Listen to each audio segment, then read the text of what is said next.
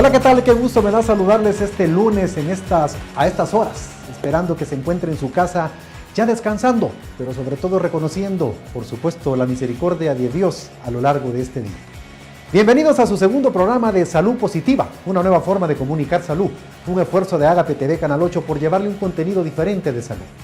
Este es nuestro segundo programa y estaremos aquí el tiempo que usted nos lo permita, el tiempo que usted quiera que estemos con ustedes. Hoy tenemos un tema muy importante. Quédese con nosotros porque muy seguramente habrá oído de ronquidos, ronquidos que asustan, ronquidos que despiertan. ¿Es usted, señora, la que muchas veces duerme inquieta porque su esposo ronca mucho? Pues quédese con nosotros en este programa que continuamos y iniciamos con mucho gusto para ustedes desde ya.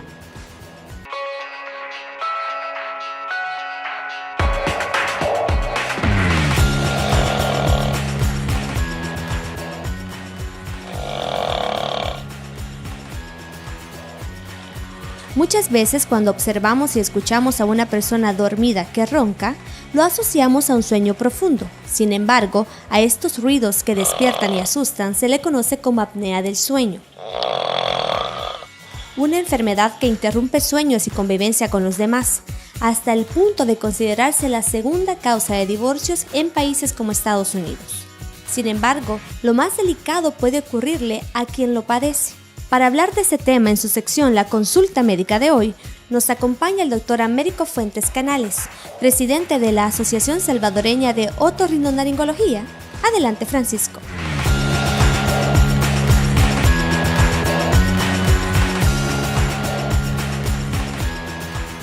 Buenas noches, doctor Fuentes. Gracias. ¿Qué tal, Francisco? Buenas noches. Tome asiento. Gracias por estar con nosotros. No, a la orden para servirles. Y gracias a ustedes por haberme invitado al programa. Es un tema interesante el que vamos a tocar en esta noche. Y gracias también a la teleaudiencia. Gracias, doctor. ¿Es normal que ronquemos? Pues hasta cierto punto es normal. Un 30% de la población se considera que ronca, pero el problema no es en sí solo roncar, sino que el tipo de ronquido y las consecuencias que puede traer el mismo hecho de roncar. ¿Cuándo es normal un ronquido, doctor?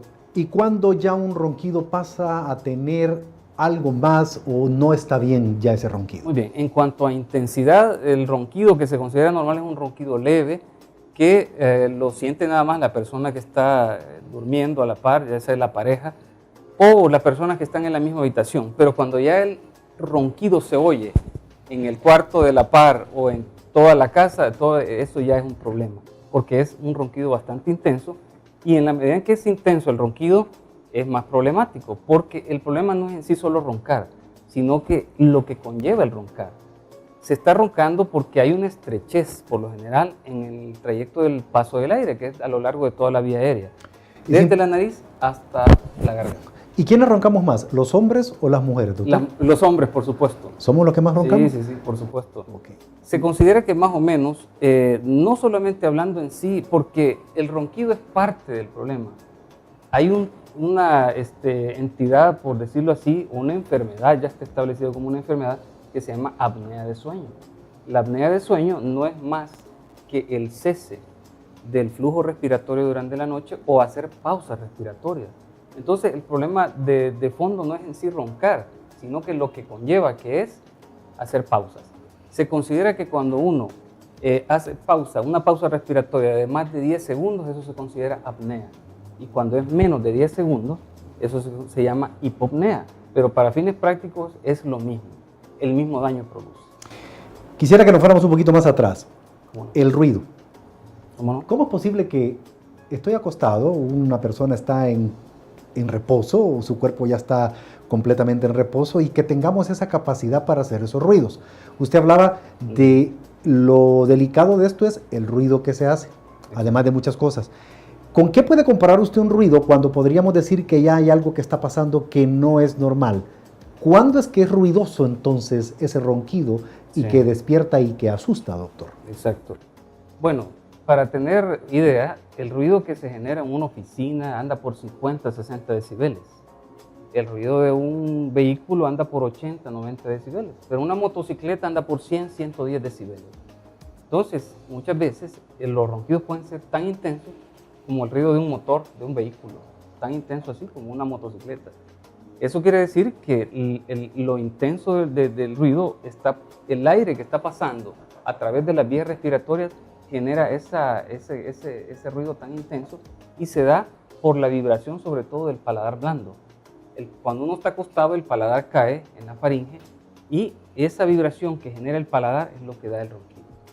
No solamente el paladar, sino que también la nariz se estrecha, en el caso de muchas patologías como desviaciones del tabique, pólipos adentro de la nariz, cornetes muy grandes, estrechan la vía aérea. Entonces, ¿qué sucede? La persona está bloqueada por la nariz y ¿qué hace? Auxiliarse de la boca para respirar. Cuando uno se auxilia de la boca para respirar, hace un sobreesfuerzo. Entonces, ¿qué es lo que genera en sí el problema? Es la fatiga o el cansancio que las personas tienen por estar peleando con la nariz y la garganta por meter aire. Y los que están peleando no solamente son ellos para respirar bien, sino que también las personas que están durmiendo y conviviendo con este tipo de pacientes. Así es. Doctor, es difícil, de veras me imagino, para las mujeres en este caso, Claro. tener este problema y dormir con alguien que hace Así es. estos ruidos. Cuando llegan a su consulta, ¿quién llega primero? ¿Llega el hombre o quién llega, doctor? En gran parte de los casos, quien lleva al esposo o al marido a la consulta es la señora que no aguanta los ruidos del esposo, que no la dejan dormir, que ya se ha dormido y de repente se despierta. Y ahí es donde viene ya lo característico, que es bien importante preguntarle a la esposa mejor, porque uno no se da cuenta cuando está roncando. Y uno le pregunta a los pacientes, ¿usted ronca? No, para nada, yo no ronco, dice, pero quien sabe mejor es la esposa.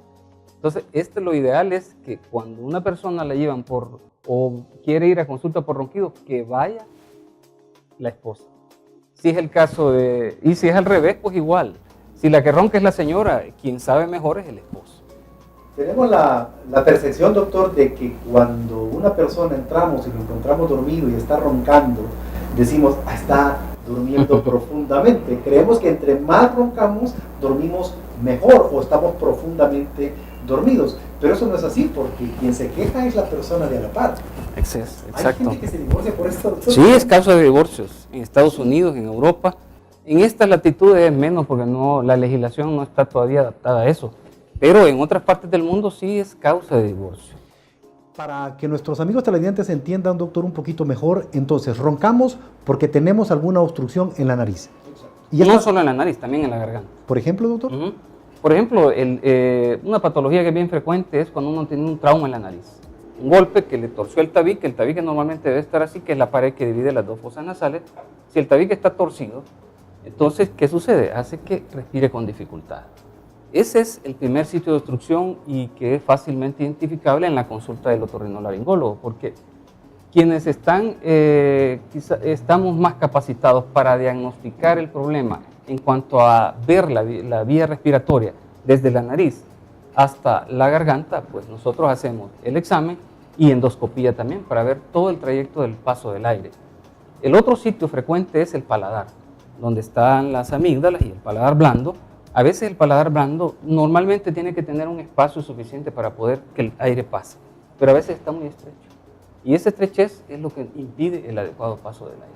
Y hay otro sitio de obstrucción que también es importante y es la base de la lengua, donde está la raíz de la lengua, que ahí están otras amígdalas que se llaman linguales. Las amígdalas linguales también pueden estar aumentadas de tamaño, crecidas, y eso ser causa de obstrucción. Lo que sucede es que al acostarse, cuando uno está acostado, la lengua se va hacia atrás. Y al irse hacia atrás la lengua, también genera obstrucción. Interesante. De veras, nunca me imaginé que el ronquido tuviera las grandes consecuencias que trae. Y de esas consecuencias quisiera que platicáramos en el siguiente bloque. Tengo que ir a comerciales. Muy bien. Así que le pido que por favor nos acompañe y que siga con nosotros. Volvemos en un momento. Gracias.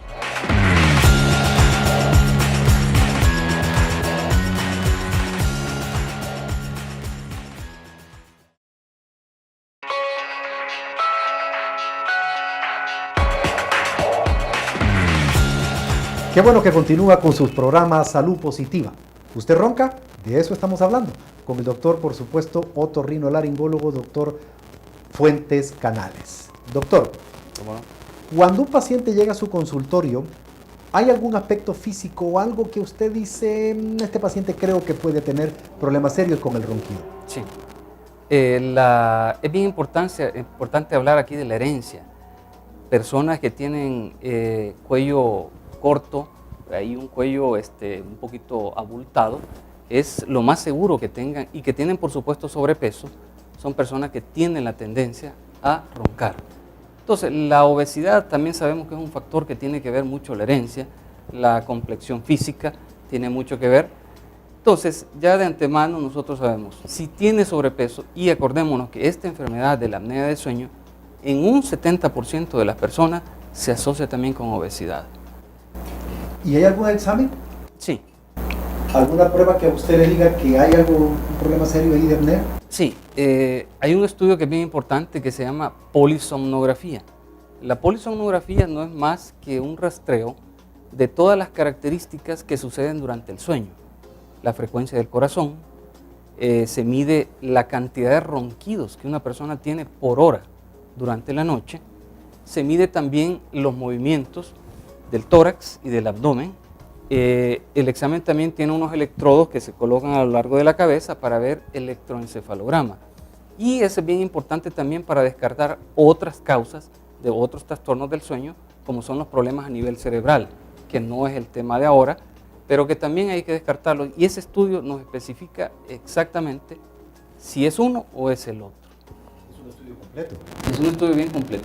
Entonces, el problema, doctor, no es el ruido en sí, sino que el problema es, por ejemplo, la apnea del sueño. Exacto. Y la apnea del sueño es una obstrucción. Es una obstrucción del paso del aire que genera fatiga y consecuentemente el paro del cese de la respiración durante la noche. Y eso es lo que lleva a un montón de consecuencias. ¿Y quiénes somos los que tenemos que cuidarnos más o aquellos que estamos propensos a tener este tipo de problemas? Bueno, primero el hecho de roncar. No solamente un ronquido leve es tolerado, pero un ronquido intenso, eso ya es preocupante y hay que consultar para ver exactamente dónde es que está el problema, por dónde anda. Personas que tienen sobrepeso. Si el diámetro del cuello es más de 43 a 44 centímetros, porque eso lo medimos, eso también ya es un factor que hace pensar en que el problema puede estar. Y hay otro dato bien importante, que es la somnolencia durante el día. Una persona que de repente en el trabajo se queda dormida, y ya no digamos manejando, y eso es causa de accidentes, de este tipo de problemas, el hecho de no dormir bien durante la noche. Personas que duermen 6 horas durante la noche, pero ¿cuánto de ese sueño fue efectivo?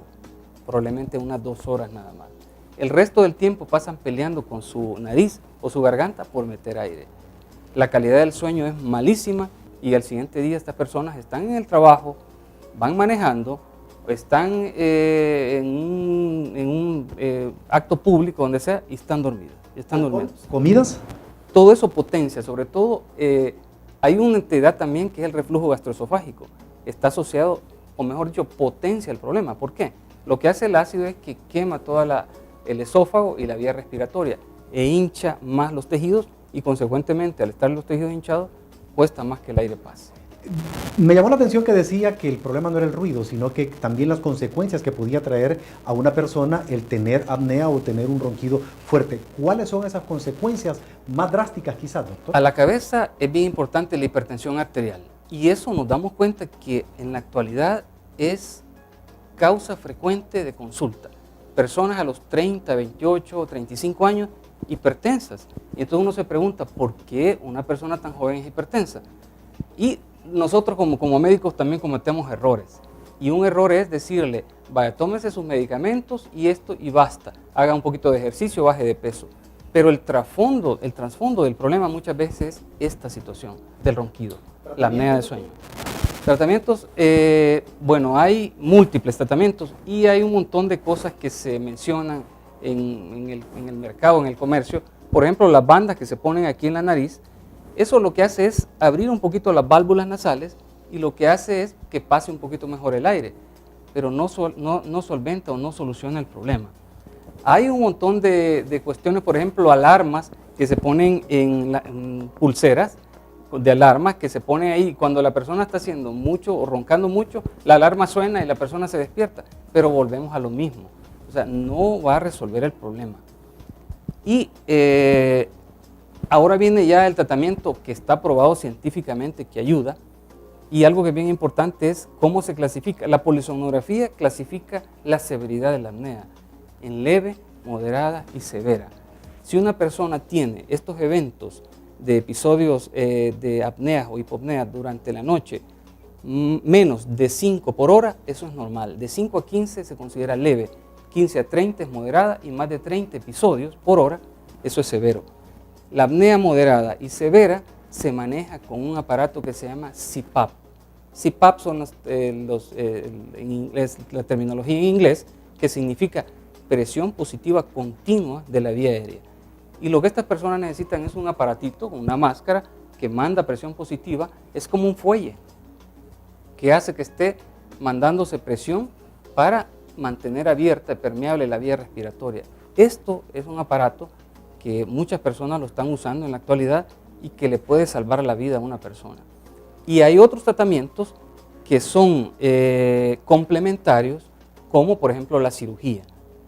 La cirugía se reserva para las personas que tienen apnea leve, o sea que no van a necesitar el aparato, y se les manda también a estas personas, primero que bajen de peso, que hagan un poco de ejercicio, y si necesita o tiene desviado el tabique, se corrige el tabique, se hace una septoplastía. Si las amígdalas están enormes, inmensas, que obstruyen el paso del aire, se quitan las amígdalas y también ayuda a resolverse en gran medida el problema.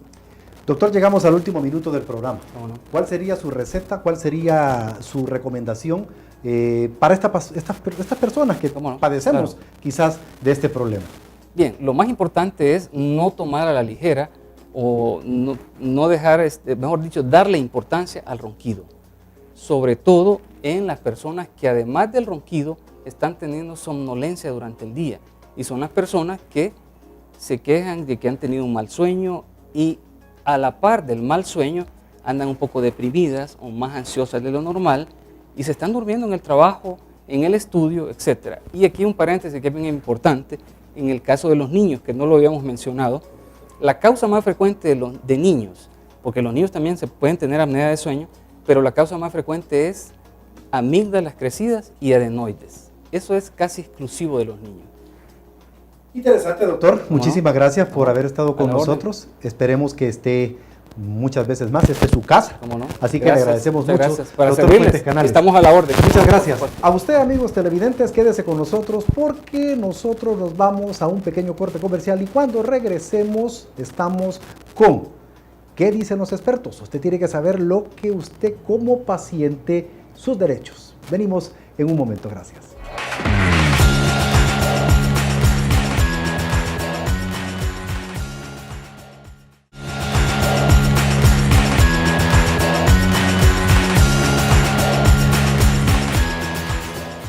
Qué bueno que continúa con nosotros. Estamos en su sección ¿qué dicen los expertos? Para hablar de los derechos que usted tiene como paciente. Y para hablarnos del tema tenemos al licenciado Daniel Quinteros, experto en Derecho Sanitario. Gracias por estar con nosotros, licenciado. Muchas gracias, Francisco. Gracias por la invitación y con mucho gusto compartiremos hoy lo que conocemos sobre el tema. Gracias. Hace poco fue aprobada la ley para pacientes. ¿Los pacientes tienen derechos, licenciado? ¿Y cuáles son los más importantes para que hablemos en este programa? Efectivamente, entró en vigencia el 8 de mayo la Ley de Deberes y Derechos de los Pacientes y Prestadores de Servicios de Salud. En ese sentido, es importante que la población conozca que hay derechos fundamentales. Uno de los principales hoy en día es el derecho a la atención, ¿verdad? Una atención de calidad, una atención de calidez, donde el profesional atienda al paciente en esa manera que corresponde, independientemente de la condición económica, de la condición social, de la condición de razón de sexo, credo, y de esa manera el paciente pueda tener confianza para poder acceder a ese servicio. Luego de eso es importante tomar en cuenta al derecho a saber, al derecho a la información que tiene el paciente sobre el estado de salud en que se encuentra, ¿verdad? Sobre las complicaciones que pueda tener, sobre el diagnóstico que pueda el médico determinar y luego cuál es el procedimiento a seguir, el tratamiento que va a indicar el médico. En ese sentido es importante que el paciente conozca en forma clara y sea atendido por el profesional de la salud de manera que él pueda tener conciencia de que algunos medicamentos inclusive van a tener algunos efectos secundarios y eso pues algunas complicaciones que se puedan dar, pero que son importantes para su tratamiento. De tal manera que el derecho a la atención, el derecho a la información, el derecho a la confidencialidad, a que su enfermedad sea tratada de manera confidencial. Cuando esa confidencialidad es entre el médico y el paciente, significa que no va a divulgarse la situación en la que se encuentra. Muchas veces de estas enfermedades son enfermedades que pues puede haber una marginación de la misma sociedad. Entonces, por ende, hay personas que necesitan de ese tipo de tratamiento, ¿verdad? De que sean vistas de manera oportuna, sean tratados de manera confidencial y sean pues indicados los medicamentos como corresponde. Licenciado, el paciente llega, pasa consulta, quiere cambiarse de médico. ¿El paciente puede llevarse su expediente? Es decir, ¿el expediente puede pedírselo al médico? Puede pedir una certificación del expediente, el original lo tiene en posesión el médico, él lleva el historial clínico, puede pedirle una certificación o una copia al médico y él tiene derecho a una segunda opinión. Efectivamente, la ley de derechos de pacientes lleva implícita esa oportunidad que ahora por ley ya el paciente va a poder exigir al profesional de la salud certificación de su expediente para ir a una segunda opinión a efecto de ya sea validar o ratificar lo que el primer médico dijo, o en segunda instancia podría ser que el médico haga nuevos estudios, nuevos análisis y descarte a lo mejor la enfermedad que en aquella oportunidad se dijo que tenía.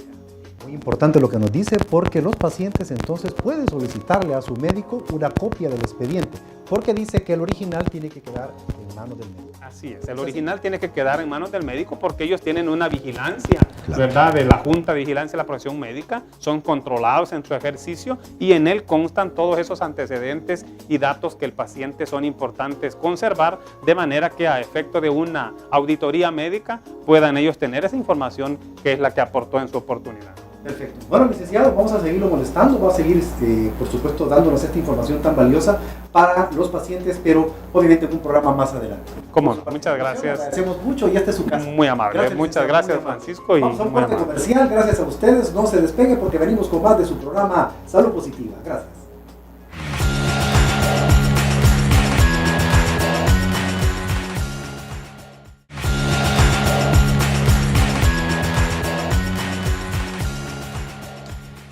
Estamos con Ernesto Moreno, líder de la comunidad El Salvador del Mundo, hablándonos acerca de este testimonio tan grande de una sanación que el Señor acaba de tener la bondad en su vida. Ernesto, aprendí hace poco que la voluntad de Dios nunca nos lleva donde la bondad de Dios no nos proteja. ¿Es cierto? Es cierto. Yo considero que nunca estamos solos. No existe la soledad para el cristiano, para el Hijo de Dios. Jesús prometió estar siempre con nosotros. En los momentos más difíciles ya de la última etapa de mi enfermedad, del trasplante, llegó un momento en que sentí que me moría. Sentí lo que es estar en ese momento final, tal vez. Y creo que lo comenté en algún momento, sí. Francisco. Sí, lo recuerdo muy bien. Y de hecho impactó mucho mi vida y esas palabras que quisiera que las compartiera con toda la audiencia. En ese preciso momento que nos contaba usted, fue un momento muy difícil, creo. Es tal vez el momento más delicado. Todo enfermo, creo yo, llegamos a un punto de partida. Y como seres humanos le tenemos temor al paso de la vida a la muerte o a la próxima vida, porque nosotros no morimos como cristianos. Pero ahí estaba y recuerdo que estaba solo en mi cuarto en el proceso más difícil del trasplante, cuando le aplican muchas quimioterapias a uno y pasa por momentos duros de la vida. Trasplante de médula, Ernesto. De médula, trasplante de médula. Así que en ese momento sentí la muerte, venir y le dije a Dios, si esto es la muerte, pues bienvenida. Y sentí que estaba Jesús ahí conmigo también, porque Él siempre es parte de esa situación. Pero si tú quieres que me quede, Señor, estoy para servirte, que sea de bendición para otros, que yo me pueda quedar. Y ese fue tal vez el momento más especial que tuve yo. Y luego ha sido toda bendición, porque luego he tenido un desarrollo de sanación milagroso gracias a Dios. Encontrar trasplante o un donante de trasplante de médula, me imagino, es pasar por un calvario. Es parte del calvario. Ok, eso se dio. Y en este caso, Ernesto, recuerdo también que decía usted que un momento sintió la muerte, que se sentó en su cama y que le dijo a Jesús, Jesús, yo no me puedo ir todavía, porque quiero llegar y contarle a mis hermanos que esto se trata de ti. ¿Sí? Amén. Yo creo que se trata de Jesús.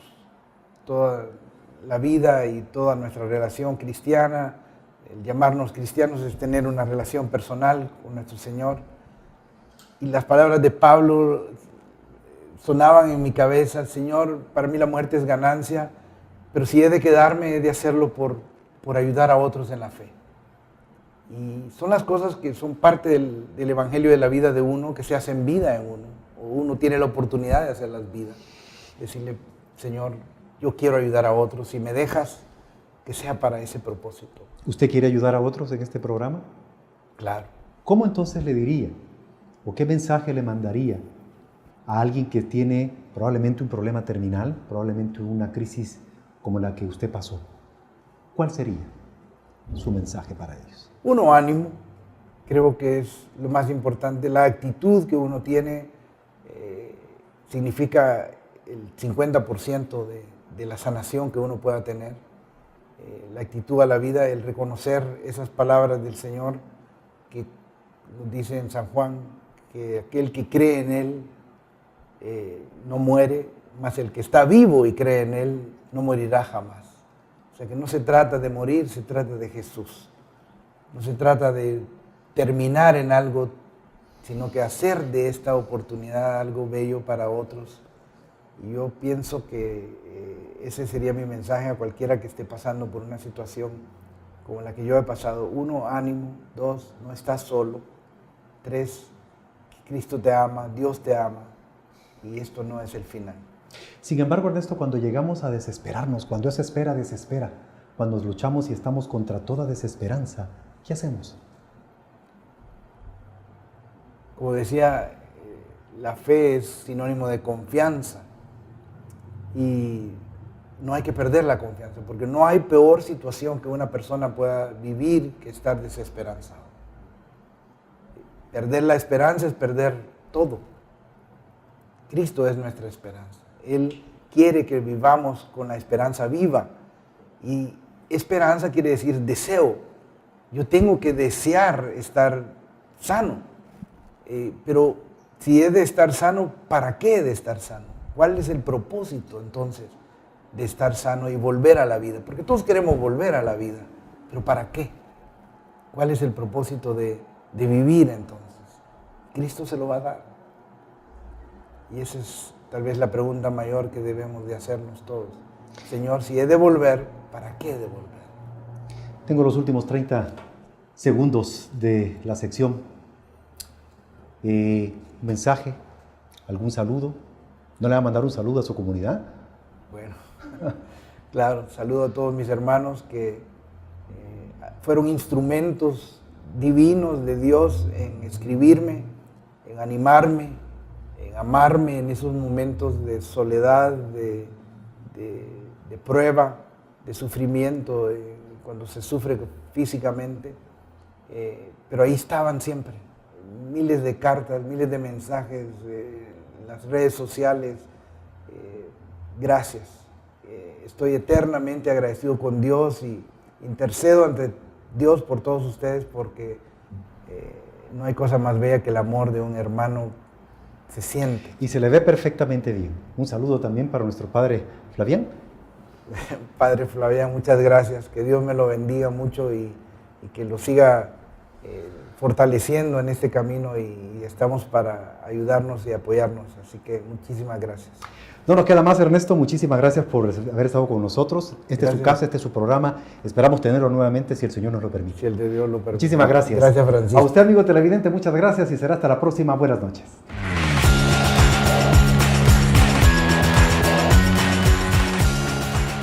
Esperamos haber colaborado con su salud el día de hoy. Pero recuerde que la parte más importante la pone usted. Por su salud, cuídese. Estaremos todos los lunes en esta aventura.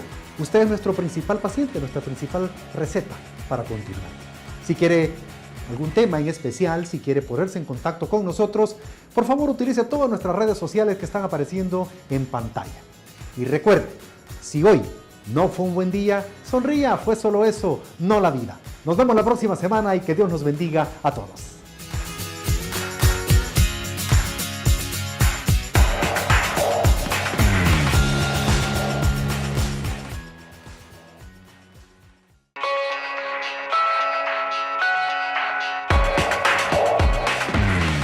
Gracias por continuar con nosotros.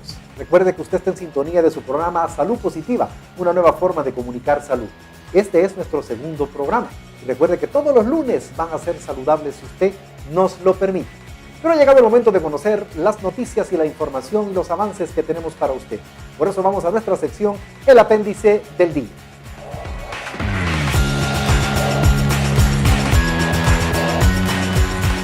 Japón dona equipo de resonancia magnética a Hospital Bloom. El Hospital Bloom recibió ayer un nuevo equipo de resonancia magnética RM después de pasar alrededor de 10 años sin tener uno. A partir de febrero del 2011, el equipo de resonancia magnética del Hospital Rosales se volvió el único equipo disponible para los pacientes de la red pública. Algunos casos deben esperar hasta meses para realizar el examen.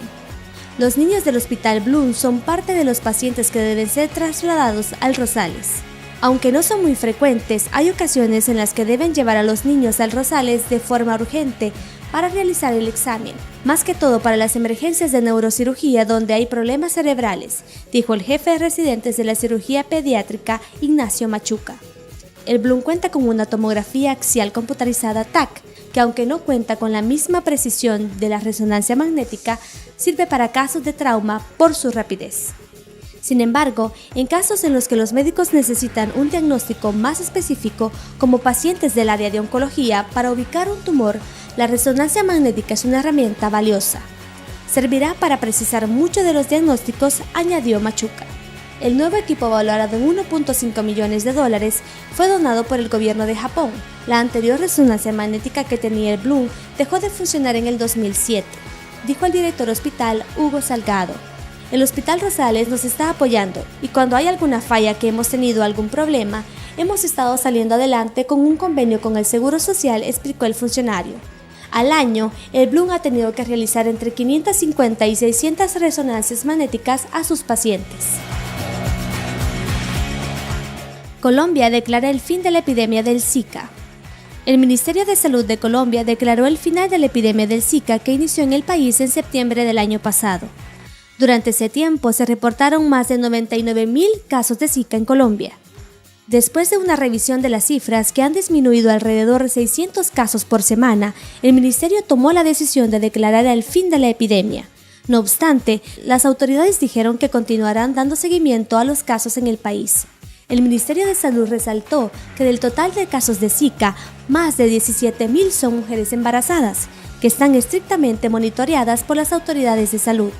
La Organización Mundial de la Salud dijo que el brote global del Zika no está disminuyendo. Sin embargo, hay países donde sí se está registrando una disminución. Científicos hallan cáncer en un fósil de más de 1 millón de años. El cáncer no sería una enfermedad moderna después de todo. Aunque solemos creer que el cáncer es un padecimiento nuevo atribuido a los malos hábitos o a la mala suerte, un sorprendente descubrimiento ha revelado que la enfermedad existía en los ancestros humanos hace más de 1 millón de años. Los científicos encontraron evidencia de cáncer en un hueso de pie y de la columna de 2 especímenes homínidos antiguos en Sudáfrica. El fragmento de pie es de aproximadamente 1.7 millones de edad y la vértebra de hace casi 2 millones de años. Para ponerlo en perspectiva, antes de estos hallazgos, el tumor hallado en humanos más antiguo era de 120.000 años. Eso es una gran diferencia y expande por mucho la línea de tiempo del registro de la enfermedad. ¿Qué significa? Un equipo de científicos del Centro Sudafricano de Excelencia en Paleociencias hicieron y registraron los descubrimientos y dijeron que los huesos proporcionan un vínculo directo de millones de años en la evolución humana. ¿Cómo beneficiará la investigación? Muchos cánceres modernos tienen todo tipo de variables. Hoy en día tenemos cánceres que son completamente nuevos, ocasionados por la obesidad, la dieta, el alcohol, el cigarrillo. Hay un vínculo causal directo. Los tumores hallados en los huesos antiguos son cánceres osteogénicos antiguos, lo que significa que no hubo factores ambientales o variables para dar cuenta de su existencia. Esos tipos de cánceres obviamente aún existen hoy en día, así que su existencia podría proporcionar una constante. Tiene que haber algo más causando el cáncer, dijo Odes. No sabemos qué es en este momento. Sabemos que la capacidad de malignidad es antigua. También sabemos que hay mecanismos que causan esos tumores y cánceres. La pregunta es, ¿cómo podemos aplicar esos mecanismos para entender la evolución del cáncer? Comienza la venta en Brasil de la primera vacuna contra el dengue del mundo. El laboratorio francés Sanofi Pasteur informó que tras recibir todas las autorizaciones, comenzó a vender esta semana en Brasil la Demaxia, la primera vacuna desarrollada en el mundo contra el dengue. La venta de la vacuna ya había sido autorizada por la Agencia Nacional de Vigilancia Sanitaria Anvisa de Brasil en diciembre pasado, pero su comercialización dependía de que la Cámara de Regulación del Mercado de Medicinas, CEMED, definiera su precio de fábrica. El organismo estableció el lunes pasado que la Demaxia puede ser vendida en Brasil a precios entre R$132 y R$138, entre $40 y $41, dependiendo de los impuestos regionales del estado en el que sea distribuida. Su distribución inicial estará limitada a hospitales y clínicas particulares debido a que el Ministerio de Salud aún no ha definido si negociará su compra directamente con el laboratorio para incluirla entre las vacunas que ofrece gratuitamente a la población. Los especialistas defienden su distribución gratuita debido a que puede inmunizar a gran parte de la población contra una enfermedad que en Brasil tiene características epidémicas. Según el último boletín epidemiológico del Ministerio de Salud, entre el 1 de enero y el 11 de junio de este año, 1.6 millones de brasileños contrajeron dengue, de las cuales 318 murieron por el mismo mosquito transmisor del chikungunya y el Zika. En términos económicos, el dengue cuesta a Brasil $1.200.000 cada año, una media de $448 por individuo hospitalizado y $173 por persona atendida en ambulatorio. La vacuna, cuya comercialización ya ha sido autorizada en países como México y Filipinas, es la primera desarrollada en el mundo para la prevención de la enfermedad causada por los 4 tipos de virus del dengue en individuos con edades entre 9 a 45 años y que viven en áreas endémicas. Según la Organización Mundial de la Salud, OMS, el dengue causa cerca de 400 millones de infecciones cada año y en los últimos 50 años se ha expandido por 128 países donde viven unos 4.000 millones de personas. Hoy, en la sección ¿Sabías qué?, conoceremos más de los ronquidos. ¿Sabía que existe una asociación del ronquido? Así es, y se encuentra en Inglaterra. Se ve que allí roncan bastante. Según este organismo, dormir con alguien que ronca nos puede costar 2 años perdidos a lo largo de la vida, así como también causarnos apnea del sueño, mal humor, irritabilidad, problemas de concentración y pesadillas. Todo esto se podría sumar a la lista de causantes de divorcio. Así es, porque está comprobado que si uno de los dos en la pareja roncan, hay más probabilidades de separación. Otro voto para dormir en camas y habitaciones separadas, dicen los que apoyan esta moción. La próxima vez que se reúna con sus padres a comer el domingo, pregúntele si ronca. ¿Por qué? Porque los ronquidos son hereditarios. El 70% de los que roncan tienen padres que también lo hacen, así como parientes cercanos como tíos o abuelos. Se suele pensar que los hombres roncan más que las mujeres. Esto es 100% real. Sin embargo, la diferencia no es tan abismal como creemos.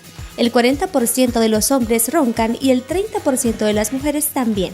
Así que ya no se vale echar en cara al esposo delante de la familia o amigos que está haciendo esos ruidos molestos por la noche, porque le puede responder que usted también lo hace. Siguiendo con los porcentajes, el 45% de los adultos ronca al menos una vez a la semana y el 25% lo hacen entre 2 y 3 veces a la semana. Otro dato curioso indica que una gran cantidad de personas no acepta que ronca, como si pudieran darse cuenta mientras duermen, ¿verdad? O quizá roncan tan alto que ellos mismos se despiertan. Si tiene hijos pequeños y percibe que uno de ellos ronca mucho por las noches, consulte con su médico. Puede estar demostrando que está sufriendo de hiperactividad o trastornos de atención. Si es un caso aislado, puede tratarse de una congestión nasal o que está muy cansado por las actividades que realiza a diario. Hay personas que roncan desde que son bebés, pero el ruido es casi imperceptible en los primeros meses de vida, aunque luego va aumentando. Si bien no existe una relación entre la procedencia o país de residencia y los ronquidos, se ha confirmado que los italianos son los europeos que más roncan. Si estás por viajar a este hermoso país, quizás sea una buena idea empacar un par de tapones para los oídos o asegurarse que las paredes de su habitación sean gruesas. Un descubrimiento occidental demostró que cantar disminuye los ronquidos al dormir. El mérito se lo lleva una directora de coros británica, quien sufrió durante muchos años los sonidos insoportables de su esposo. Ella le propuso realizar una rutina de vocalización durante 20 minutos al día. Contactó a un médico especializado en técnicas complementarias para ayudarle. Realizaron un estudio con 20 voluntarios durante 3 meses, con resultados más que positivos. Los ejercicios de canto mejoran y fortalecen las cuerdas vocales y la garganta, evitando que el aire pase más fuerte y provoque ronquidos.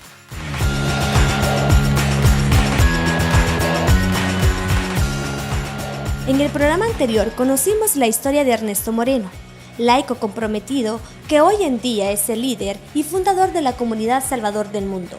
No ha sido fácil, ya que en el camino de servirle a Dios también ha tenido pruebas.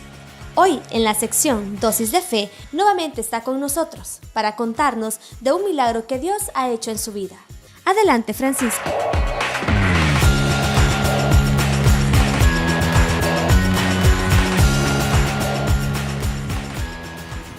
Qué bueno que continúa con nosotros de nuevo en su sección Dosis de Fe. La semana pasada tuvimos como invitado a Ernesto Moreno, líder y fundador de la comunidad El Salvador del Mundo. Hoy, de nuevo, vuelve a nuestra sección Ernesto Moreno a contarnos acerca de un favor que el Señor le hizo recientemente, una sanación de un cáncer terminal, un cáncer grado 4. Ernesto, bienvenido de nuevo. Qué gusto tenerlo con nosotros. Francisco. Muchas gracias por tenerme de regreso. Bueno, la gente lo pidió y aquí está de nuevo. Muchas gracias. Ernesto, el cáncer que padeció fue un cáncer terminal. De hecho, un cáncer con posibilidades de vida bastante limitadas y mucho más todavía de encontrar un donante. Yo quisiera que, si nos pudiera comentar exactamente cuándo fue que usted comenzó a padecer de esta terrible enfermedad. Bueno, hace 4 años y medio ya que me fue diagnosticado el cáncer folicular, linfoma folicular grado 4. Ya estaba bien avanzado, yo estaba muy enfermo. Y el diagnóstico vino de un simple catarro, pensé yo que tenía. Me sentía muy cansado y cuando el doctor de repente menciona la palabra, pues puede ser una tuberculosis o puede ser algo, o puede ser linfoma. Cuando yo oí la palabra linfoma por primera vez, dije, esto es cáncer. Y pues tiene un efecto esa palabra en uno diferente de cualquier otra enfermedad. Pero uno pues pide a Dios que no sea así, que no vaya a ser, pero yo me sentí mal en noviembre del 2011 y me fue diagnosticado el cáncer en mediados de enero del 2012. A eso quisiera llegar ese momento. Me imagino un consultorio, el médico, quizás su esposa. ¿Qué sintió ese momento que el médico le diagnostica, le dice, Ernesto, sí, lo que usted tiene es este tipo de cáncer? Yo quisiera tal vez llevarlo más allá. O sea, para mí no tuvo tanto significado el hecho que llegara el médico a diagnosticar, a decirme tal cosa, porque es un proceso que dura más tiempo y gracias a Dios, pues, cuando fui afuera fue donde me lo confirmaron. Entonces tomó un tiempo, pero lo que sí fue importante fue que un padre amigo llegó a verme y él me dio el diagnóstico. Este será un vía crucis, me dijo, que tendrá sus etapas, como todo vía crucis, pero al final está la gloria de Dios. ¿Fue así? ¿Fue un vía crucis? Ha sido un vía crucis, claro. Y las diferentes etapas en que uno pasa, es un vía crucis, y es bien bonito poder hacer una remembranza a lo que es el vía crucis de nuestro Señor, ¿verdad? Que en momentos hasta que llegó a la gloria al final, pero al final no está la muerte como tal o el fin de todo, sino el principio de algo maravilloso, aun si esta representara la muerte viva, ¿verdad? La muerte corporal. Ernesto, el momento más difícil, la etapa más dura de toda esta enfermedad, de todo este Vía Crucis, ¿cuál fue? Creo que lo más difícil es ver sufrir a los seres amados, queridos, más cercanos.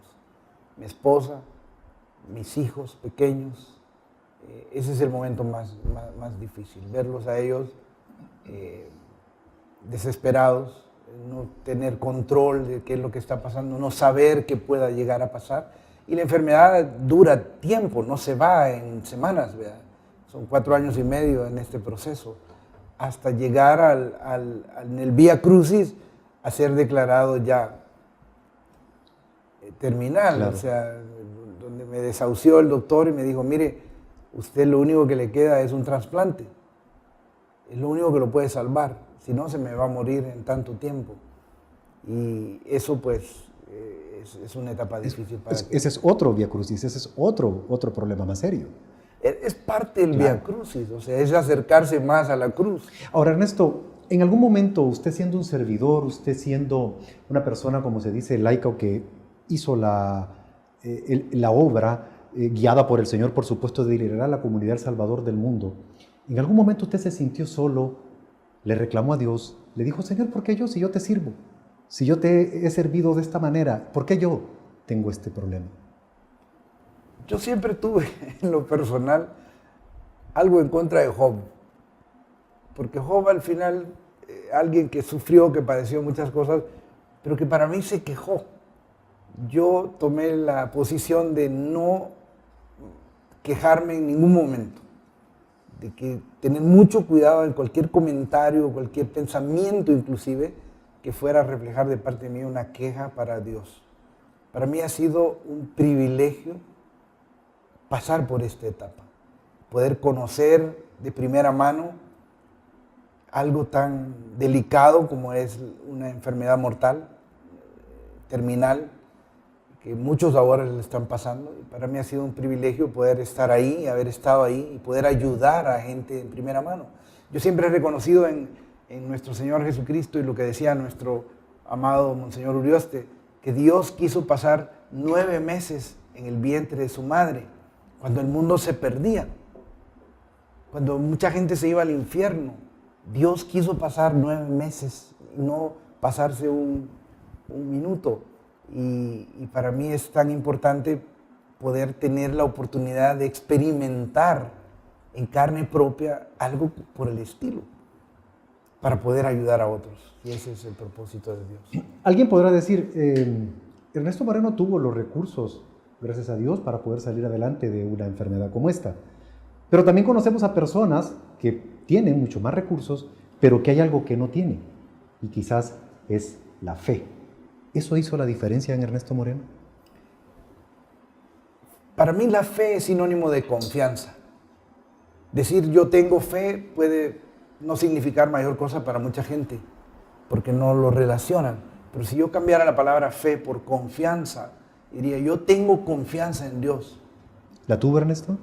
La tengo. Gloria a Dios. Interesante. Yo quisiera que siguiera platicando con nosotros, que se quedara más. Tengo que ir a un corte comercial. Y al regreso quisiera que nos contara qué lo sanó.